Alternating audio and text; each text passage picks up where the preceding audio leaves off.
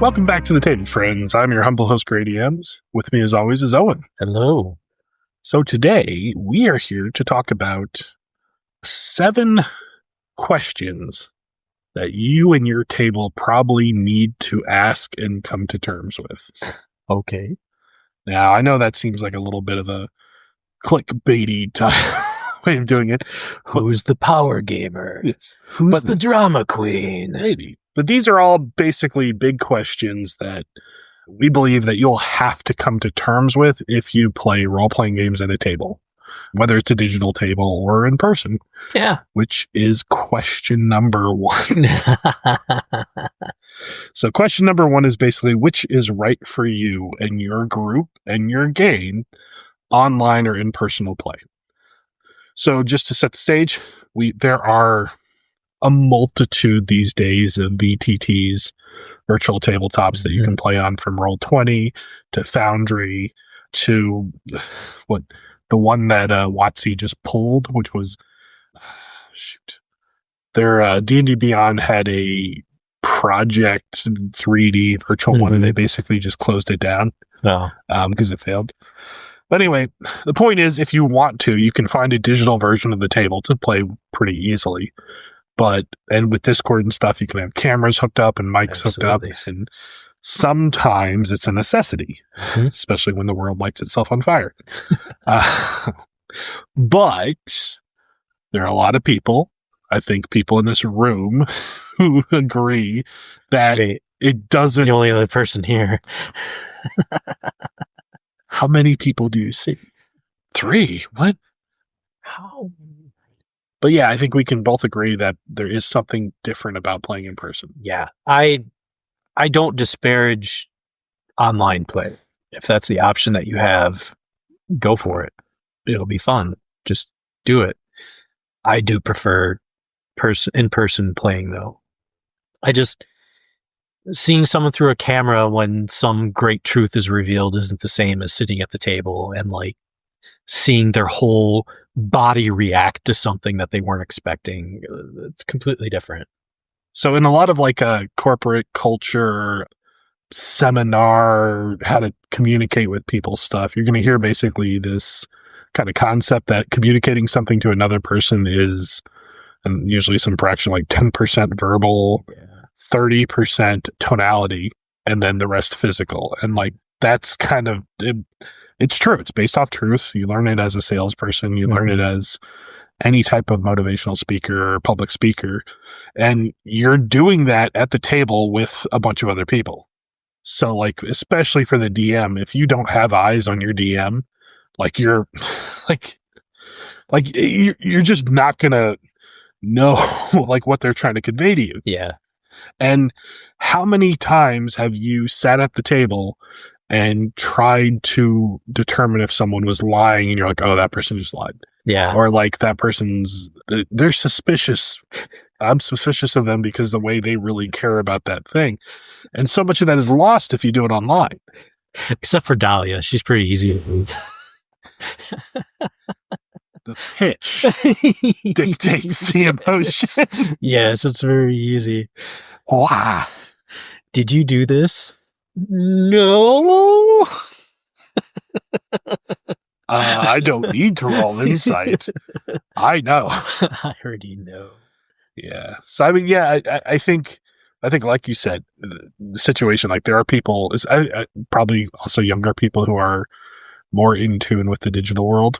Yeah, our generation's a little bit different. We grew up with different options. Text-based options. Yeah, and younger people they're used to communicating in the digital format a lot more as their main source of communication with their friends and things like that.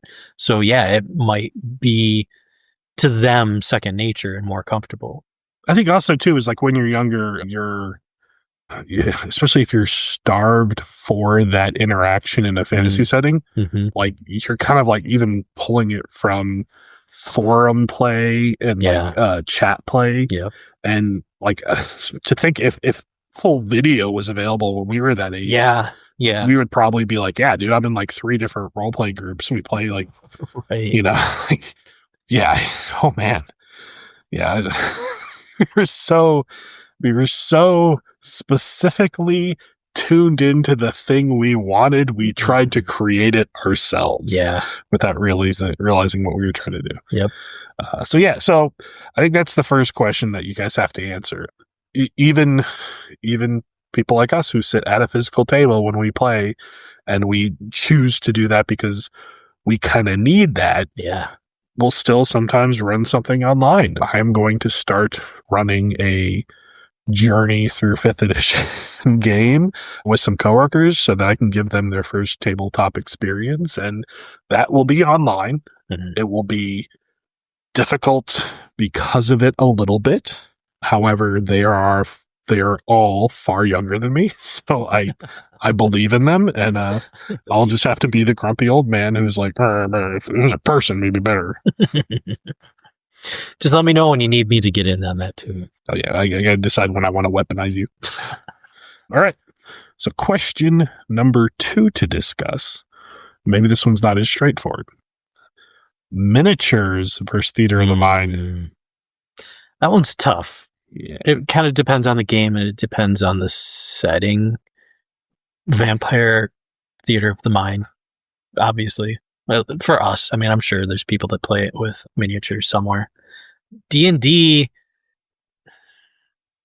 that one's tough because the onus on that one comes down to the GM and how much effort they want to put into it. Because if you're talking miniatures,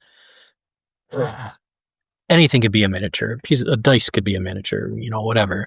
You've got the map, the battlefield, whatever you want to do. That could just be a piece of paper. It doesn't need to be models and scaffold and, this crazy thing.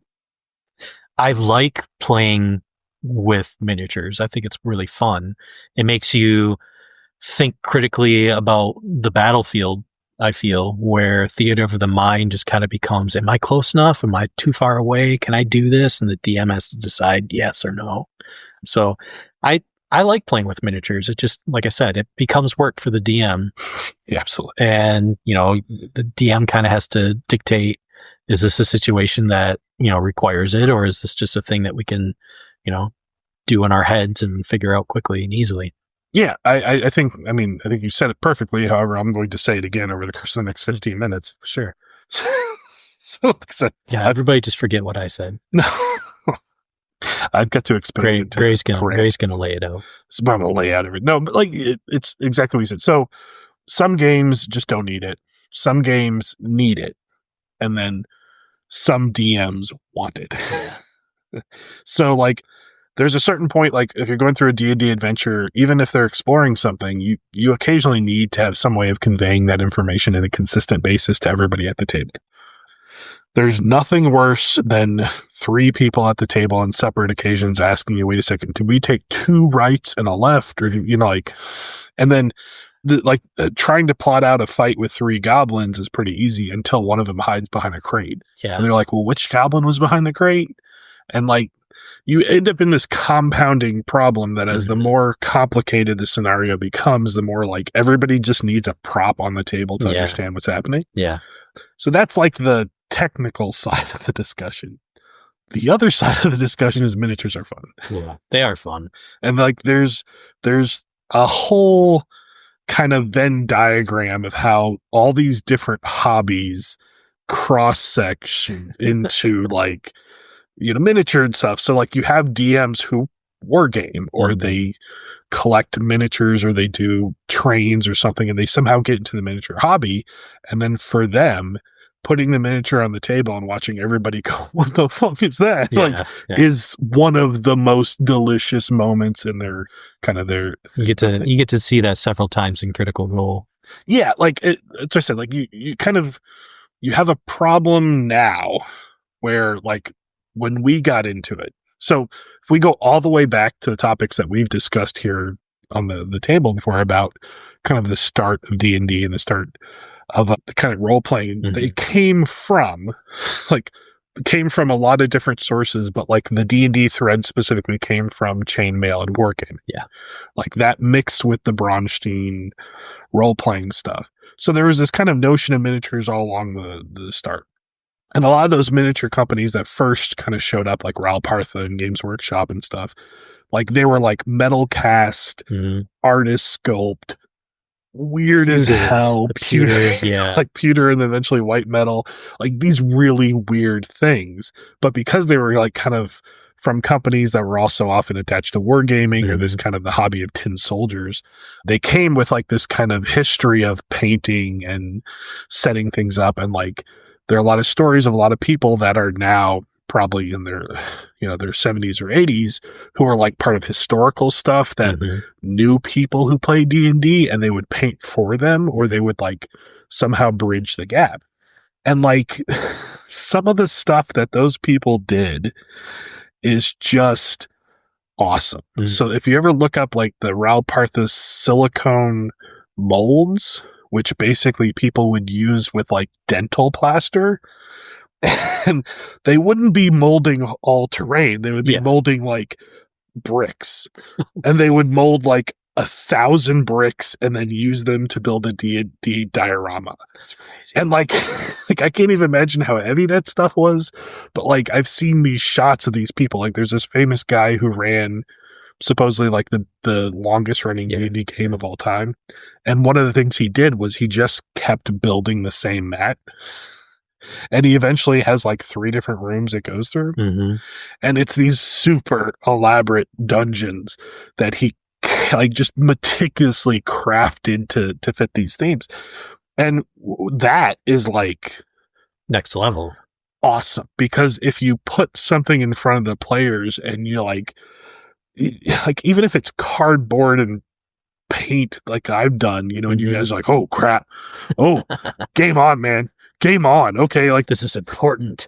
Now that Grey's serious, we got to do this, That's something. But like the slippery side of that is that in our day and age, you have Dimension 20, you have Critical Role, and these people have a budget. Well, they have a budget and they have a crew of people. That's their job. And so like every time they play a game, they can have people make custom miniatures for that game. They can have custom sets, custom like everything. In Critical Role, even though they've tried to like, Mercer's sometimes something is just made for him. But like, especially in the beginning and towards as they progress, they like tried to get into like simply the high end version of what a DM could have access to. Right. He still has probably like $100,000 worth of a Dwarven Forge. I mean, like I've spent time like looking at sets and I'm like, okay, how much does this set in this one episode cost? And I'm like, that's at least like $3,000. Plus the cost of whoever painted it. Yeah. Just insane. So people who get in nowadays and like watch these things as a gateway may be like, oh, that's what's expected, and have no concept of like just the metric work or monetary value that is being displayed to do something. However, if you're into miniatures and like maybe when you start out, you're basically going to have to use graph paper and coins or whatever, like all the little things. I mean, basically I went onto eBay when we were getting into 4th edition and I bought a lot of like the crappy D&D miniatures. Yeah. Which, by the way they sell D&D miniatures, if you haven't suffered through that, is as a blind box is like one of the worst things in the world. And they're all crappy. Yeah. They're all like blobby paint jobs. Yeah. I mean, they're painted, but it looks like someone painted them with like a kid's, brush. Yeah. They're mass produced. And honestly, the company WizKids is like, they're like the trash miniature company. Like they, but if you want a lot of miniature, hey, it will never be sponsored by them, I guess. And I like this coming from a person who's collected 6 full sets of their range of certain of like 6 of the ranges, like I bought the entire like crate to make sure I had one of everything. It's just like, it's not even up to like the base level of like, a good company like Games Workshop. And nowadays, not even Games Workshop. Yeah. They still have great plastic, but these companies like Archon Studios and a lot of these Kickstarters where people are just making STLs. Crazy stuff. You can just find whatever you need. Or You can even go to like Hero Forge and just make your own stuff. Right. It just may get pricey, but you can still do it. And 3D printing is basically given a DM the unlimited arsenal of anything he ever wants to put on the table. I have several 3D printers, and all of my printers and all of the plastic, resin, everything that I've put together and then printed still cost less than the first 40K army I ever put together. Oh, I'm going to cry. So I was trying. Like I literally right now have $200 worth of Drukhari printed that cost me $2 to print. That's awesome. I want to see them. I think right now, given the world's economic status, that my pile of shame is worth more than my 401k. Yeah. Tell me about it. And that's not an exaggeration. Yeah, that's scary. Okay. So anyway, miniatures, like if you can, if you want to enjoy that part of the hobby, by no means are they necessary as long as you can find a way to like make sure people don't argue about spacing and stuff like that. But I think they are the sweet candy of like the role play hobby, just a little like the cake that comes out and you're like, oh, it could get better than this. Topic number 3 to discuss: DM screen. Rolling behind the DM screen, rolling out in front of the open. Should the DM have the ability to hide stuff? Well, absolutely 100%. The DM has to hide stuff. There needs to be situations where everybody at the table is just like, what is going on? Is that good rolling? Is that bad rolling? Okay, he just rolled 8 dice. He just rolled 8 more dice. He just rolled 8 more dice. Like, what is going on? And it's that situation, and every time they do it, it's just like, oh, let me scribble something down here. It's like, okay, roll again. You hear the clack, clack, clack, and they write something down. It's just like, what is going on? Are we about to die? It's absolutely necessary. Like, I use that. I emotionally vampired that so many times. And then I was on the other side of the table once staring at a certain player of ours, and he was DMing, and I was like, ooh, oh no. Is this what it feels like? Take this dagger from my back, like, please. I tried doing that last week, and you guys were so enraptured in like the drama that was happening that no one noticed. One person noticed, and then he saw that no one else was paying attention, and he just laughed. But it was good because the drama was hysterically good. The drama was very, very on point. Yeah, so I mean, there are advocates that come out and say like you shouldn't have a DM screen. Yeah, there are people who basically they stride this line where they're like, no, like I roll on the table because then everybody knows what's at stake. And I'm like, well, I think that's different types of DMs, because my idea, so when I DM, mind you, I don't have a huge history of doing it. My purpose is the people at the table have a good time. Yeah. And if something happens and I need to obfuscate an error or a critical failure in order for the people at the table to keep playing, I'm okay with that.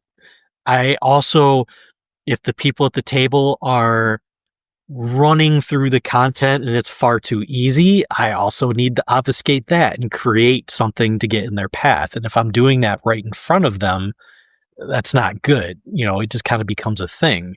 But yeah, I think the DM needs to hide stuff. But you do have certain DMs that there's a adversarial conflict between them and the people at the table where it's just like, no, I'm winning as the DM. And it's just like, no, that you're always winning as the DM. Your win is that the people at the table want to come back next time and play again. That is your win. Yeah. There's that moment, and like I think Matt Mercer does this a lot.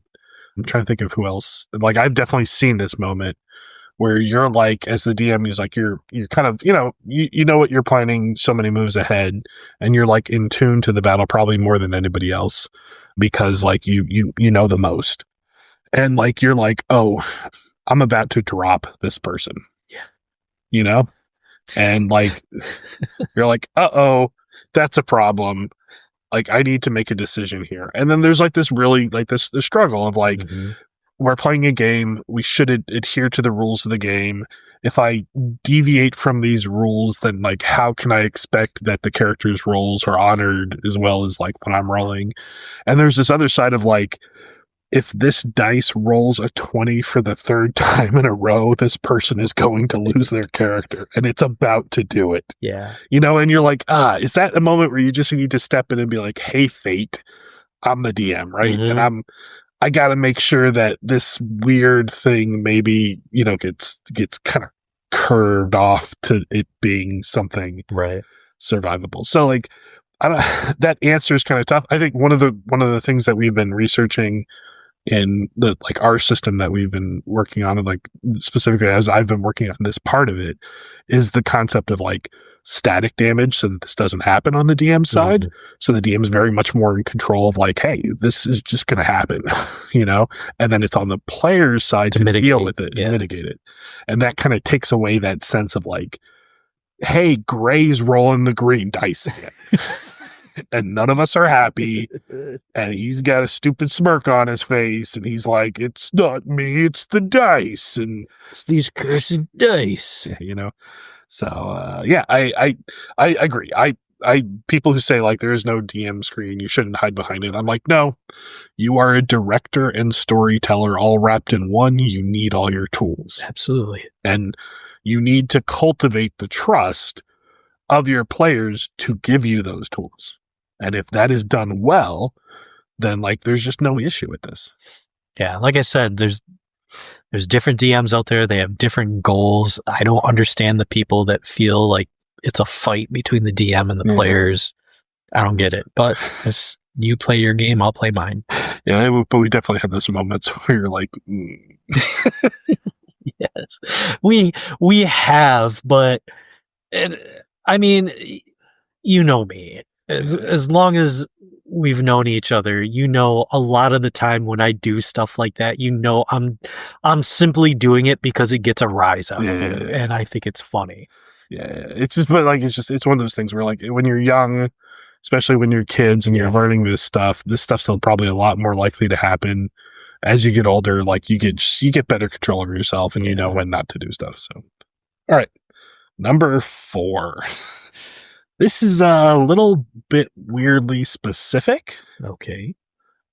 So, speaking in first person when talking about your character, or in third person?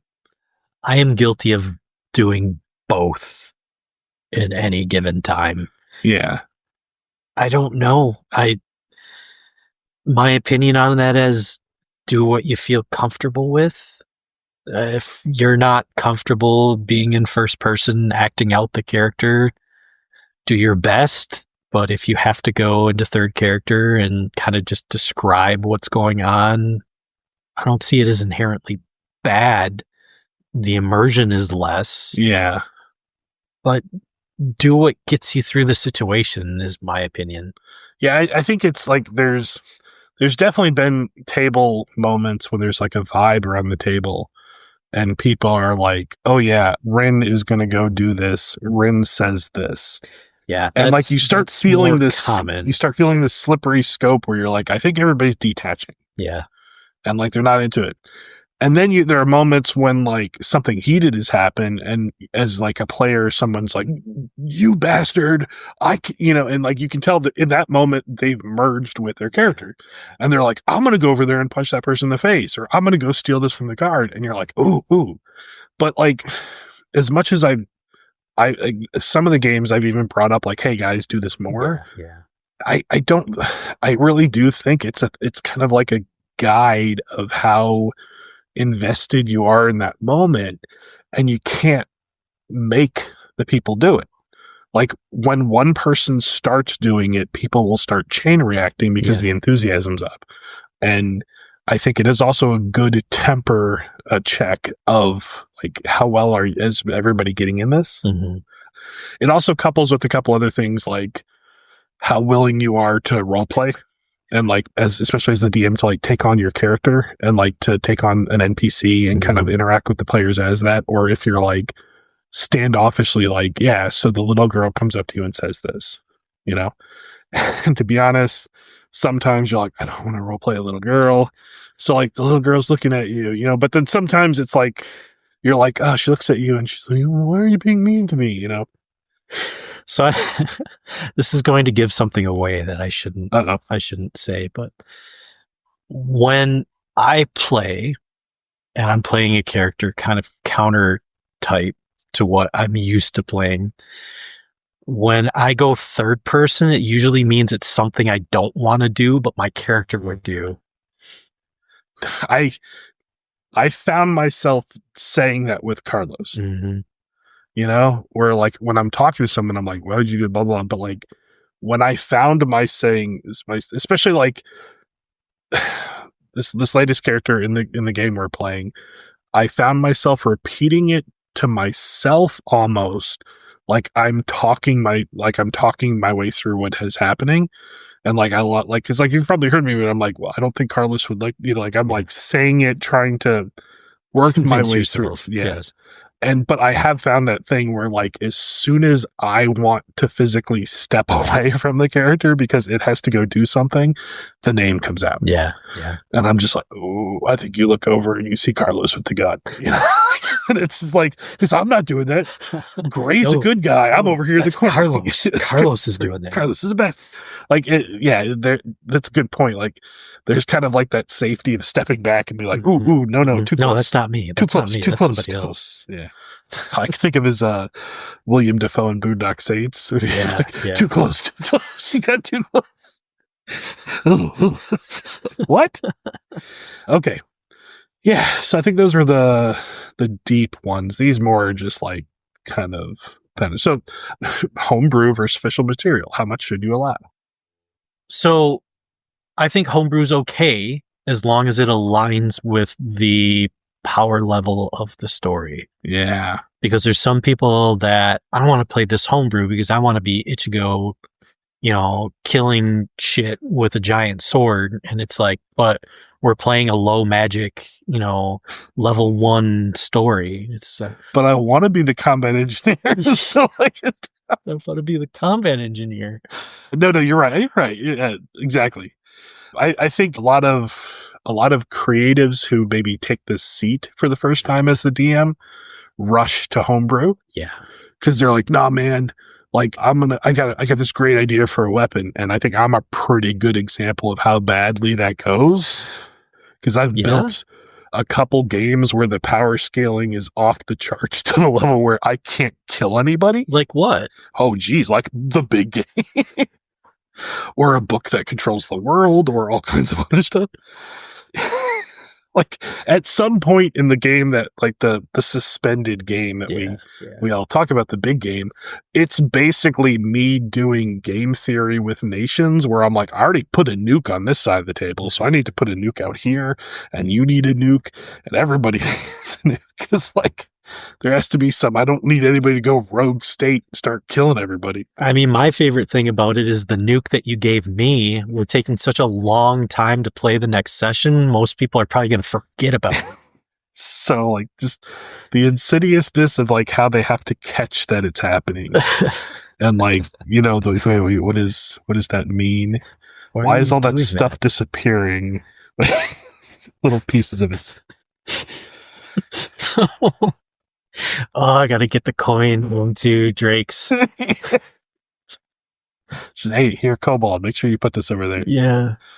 Oh, shiny for master. Cool. We'll get that stopwatch out. Click. I know. That was the thing that was funny, where it was like, how long have we been doing this? You're like, why? And I was like, just wondering. Crap. Note.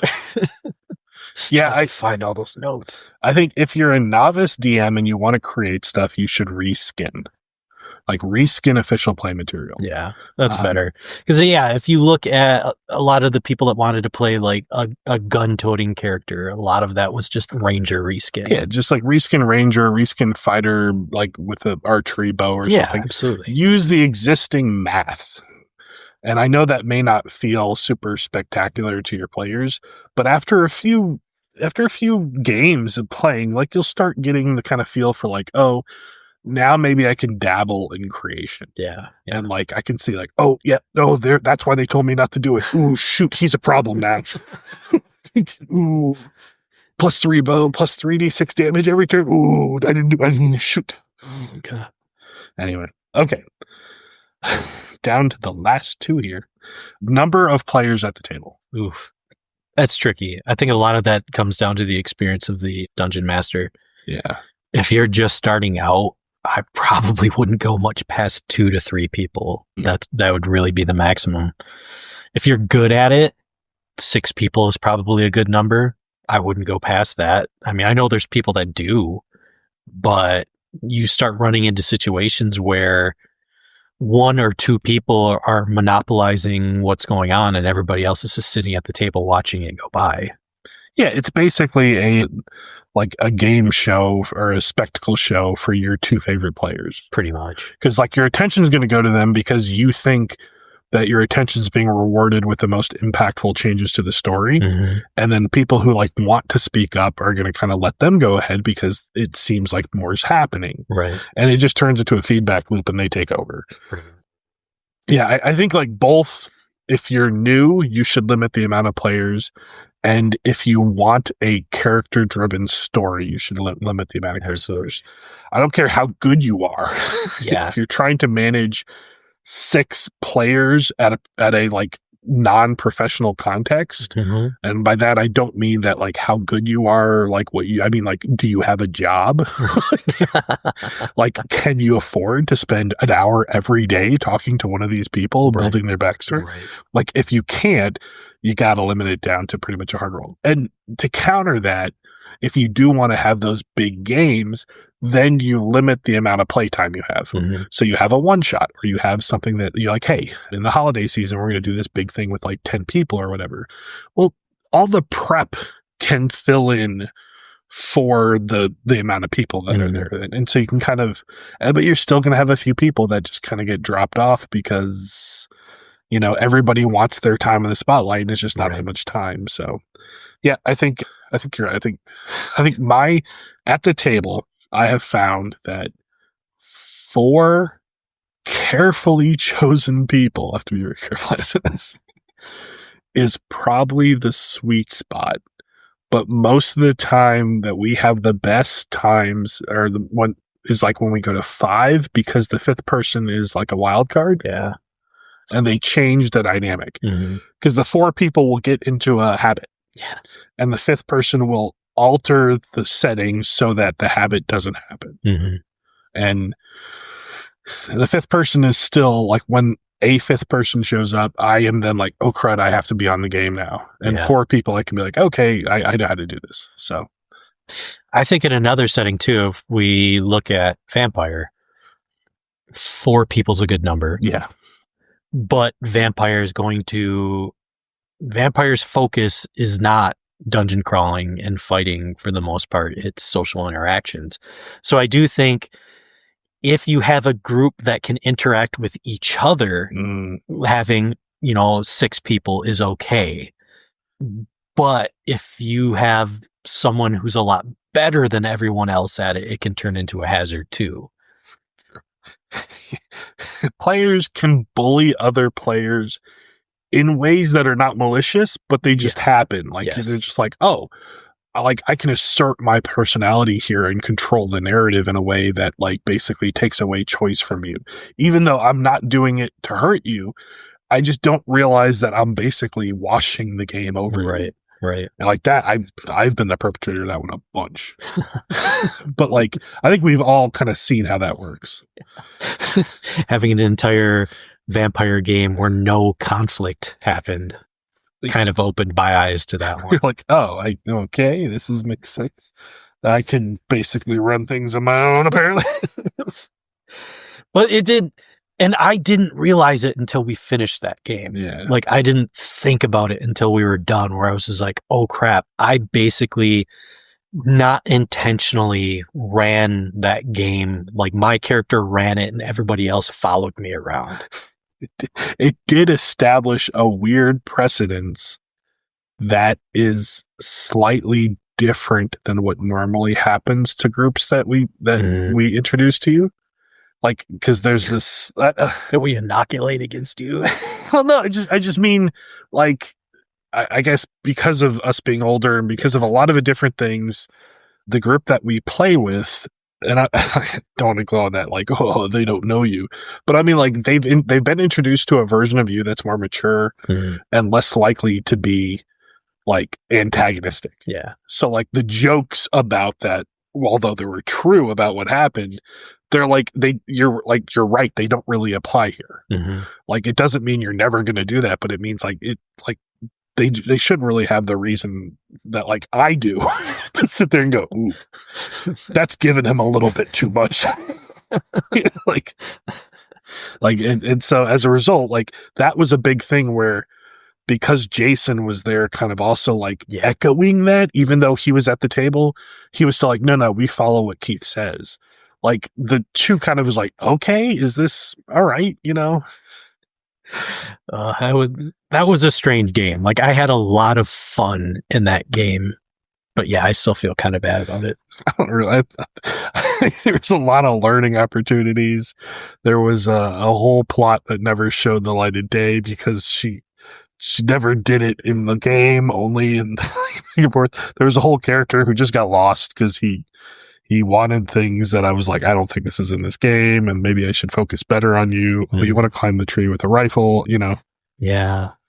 Anyway, it was a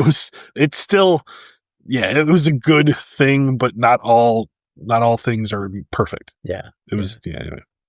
All right. So the last one, because this is the big topic discussion. Uh-oh. Yeah. Dun, dun, dun. I've trapped Owen in a corner with this one. Should you play D&D? No. Oh, there we go. We're all done. Now, so, like, what I mean by this one specifically, like, is D&D, is the concept of, like, whatever hobby you get into, you can often run into a situation where there's a juggernaut. And you end up with this whole kind of culture of people in relation to the juggernaut. You're going to have the people who are like, the juggernaut is the hobby. Yeah. Then you're going to have the people who, like, how dare you give in to the juggernaut? If you do anything with that, you're tainted forever. And I think part of it that needs to be said is that the juggernaut exists for a reason. And, like, you need to have a good understanding of what its purpose is. So I think this is applicable for things like Dungeons and Dragons. This is applicable for World of Warcraft. This is applicable for 40K. This is applicable to anything in, like, our kind of hobby where some big thing has become so big that it becomes toxic in some way. Yeah. So we'll focus specifically on D&D here, but I think I narrowed it down to, I think if you're going to have someone play their first role-playing game, you have to ask yourself a couple of questions. And if you can't answer yes to one of them, they should play D&D. Okay. One of the questions is, the system that you're proposing, do you know it well enough, and are you excited about it enough to be an ambassador for it? Because if you stumble with some non-D&D product to them, like, and you just fumble it because you're not willing to give it everything it's due, that's going to taint the entire field. Yeah. So, like, with us, that was true with Vampire. The person that we played it was like, no, I want to be an ambassador for it. I'm super excited about it. So I will guide you through this, and I will make up for the rest of the world's engagement with, D&D. Secondly, okay. Didn't write these ones down, man. No, I was thinking this one. So, sorry, I think I phrased this all wrong, but the second one is, like, are you experienced enough to step away from, like, the D&D experience? So, in other words, do you know the ins and outs of the system? Do you know the ins and outs of role-playing? Can you replicate the addictive moments that, like, D&D will inherently offer, so that person comes back to the hobby and basically, essentially gets their kind of like first hit experience. That kind of is the first point. I did have 3 unique points here. Yeah, I was going to say that kind of sounds like the first one. Well, I think I said these are the 3 reasons not to play D&D. I think the second reason was if your players are new. Yeah. And I was like, the second point was if your players are not new. Right. If you have enough faith in the table and you've played enough of whatever game you want that you're like, hey, they're here for the buy-in. Mm-hmm. They're here to have fun. I can put a different system out and they're not going to walk away from it. Hey, everybody, we're going to play GURPS. Yeah. That's funny because now I remember the third one was supposed to be if you're not trying to make them play GURPS. It was supposed to be a joke. It was like, you should know. One of these, screw it. We're playing GURPS next week. No.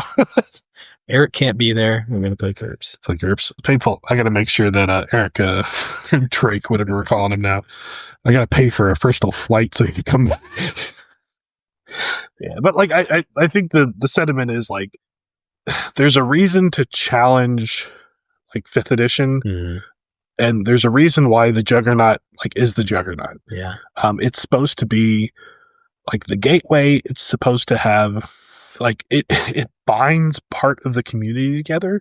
So like if there wasn't Dungeons and Dragons, there would be something in its place. Yeah, but if Dungeons and Dragons went away, the community of role-playing games would fall apart. And I think there's all these people who probably would hear that and be like, you're wrong. But I'm like, I don't think you understand how herd-oriented humans are. Yeah, absolutely. So if D&D went away, you would have a bunch of people with small silo communities who never talk to each other. And like they would just settle into like obscurity because no one would be passing this down to the next one. Mm-hmm. You would also just have no way to relate it to someone who's outside the hobby. Like you can go to your cousin now and say like, oh, hey man, I play vampire. And they're like, what's that? And you're like, well, it's like D&D but with vampires. And they're like, oh, I know pop culture. I can connect those lines. Mm-hmm. And all of a sudden I know 90% of what you're talking about. I may not know the specifics, but like I'm on the same page. I understand role playing. Yeah. And like, if you don't have the Juggernaut to point to, then you don't have that ability. And you're like, oh yeah, like, you know, so like now with wargaming, it's taking off too, where you can be like, hey, you know, like I play Song of Ice and Fire. And they're like, oh, what's that? And you're like, it's like Fantasy 40K. And you're like, oh, okay, I got you. You mean Warhammer? Not at all. Wow, that told us something. I didn't even go for Age of Sigmar, which is Warhammer. Yeah. Yeah. Well, maybe someday I'll have to research this or wherever and Sigmar. But it's true. Like there was in wargaming. Yes. Like Warhammer 40K outsells the rest of the hobby with AOS and traditional in it. Yeah. Like the number discrepancy is staggering. And like the company, Games Workshop as a company, may be writing themselves into a wall that they'll never recover from. But even if they do, the juggernaut of the hobby that like people will call it the Warhammer hobby. Yeah. Like that serves a purpose. And like I said, it doesn't matter who the king is, as long as there is a king for that purpose. Yeah, go play Battletech. Yeah. But it's true. Like if you get somebody addicted to wargaming, you either have to be an ambassador to the game that you want them to play, or you should sit down and have them play Warhammer. Mm-hmm. And when they see the glitz and the glam and they see the YouTube videos and stuff, then you take them and you're like, hey man, hey, why don't we play this Battlefield, whatever, you know, we'll play this instead. They're like, oh, okay, it's okay. I'm kind of here now. It's weird. Hey, this is interesting. Like, hey, let's go play Trench Crusade. And you're like, oh, okay. Oh, cool. These are weird, you know, but like, how many thousands of dollars do I need to invest in this to play it? No. Who hurt you? Who hurt you so bad? Just stay away from those British Warhammer people. I've got the paperwork for another mortgage. It's fine. It's fine. I've already laid my coffin with the bits from all those sprues I got. My coffin is the sprues. That's a big secret. If you find the correct pattern of sprues, you put them all together, it does Just forms a cap. forms a coffee. You're like, hey, it's biodegradable. No, it's not. No, it's not. No, it's not. Not at all. Yeah. So that kind of that rounds out my tips. My thing every single table has to deal with. Yeah. I think if you come up with your opinions of all of these, then you have a culture at your table that is unique. And that is your cultural uniqueness. And if someone shows up to your table, sees what you do, and goes to their table and does the same thing, that's cultural appropriation. Cultural infection. In Star Trek Ascendancy, that's a cultural win. Spread the Breen Empire. All right. I guess we'll leave it there, guys. All right. Later.